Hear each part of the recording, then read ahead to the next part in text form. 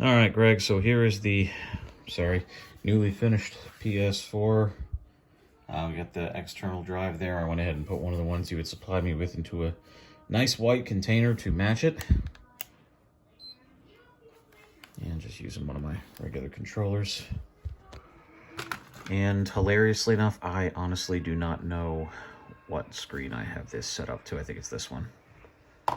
It's a problem with having like 7 monitors. You never know which one goes to what.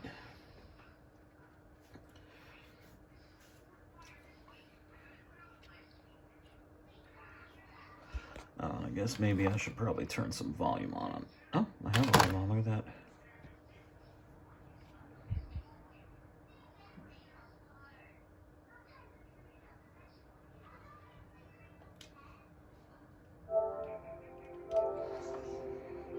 All right.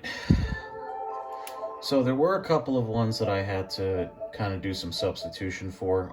Both of the I forgot which Need for Speed it was for PS4, but one of them does require constant internet connection. Let me rephrase that, connection to the PlayStation Network, so I just purposely did not add that.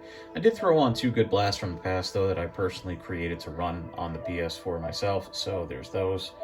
And the other sports-related games you had requested.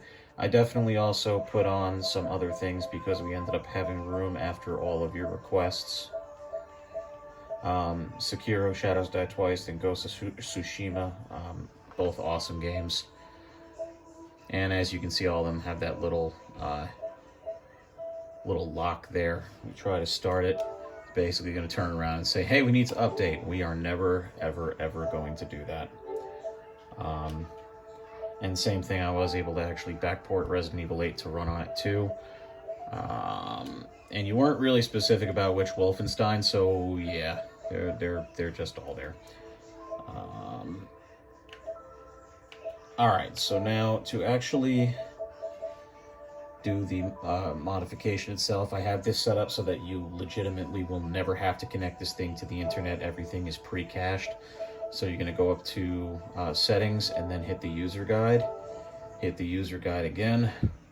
And this is going to go ahead and reroute us to our exploit page.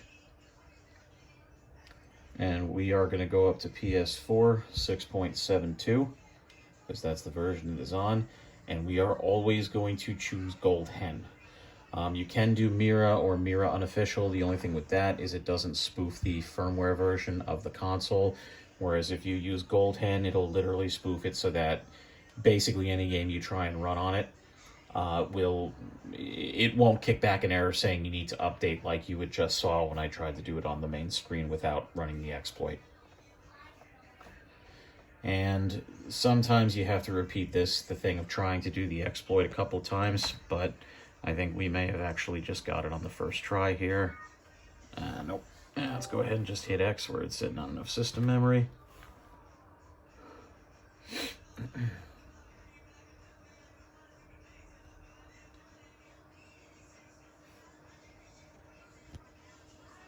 And it just auto refreshes itself, and there we go. Hopefully it looked like it said it was successful. Like 90% there. Fantastic. And we're just going to wait until it gives the elf size.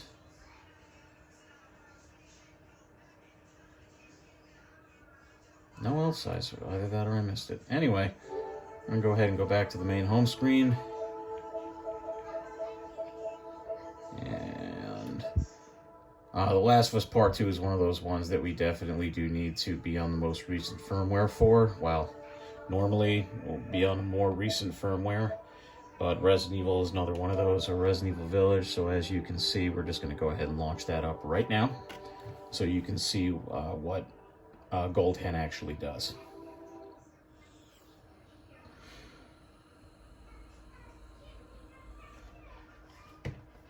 Notice we're not getting that whole thing about, hey, you're on 6.72, you need to upgrade to at least 8.0 in order to play. Yeah, we're not going to do that ever.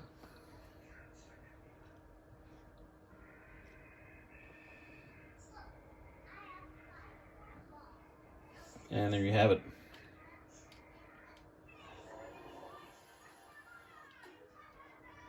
And this is basically where we're going to stop it. And in order to turn it off, just like you would with any other any other PS4. Just gonna press and hold down that power button, and we're gonna go to power, and we're gonna go to turn off PS4.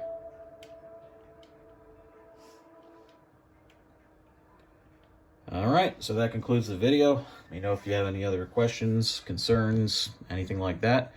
And again, thank you for choosing PQ Customs for your modified console needs.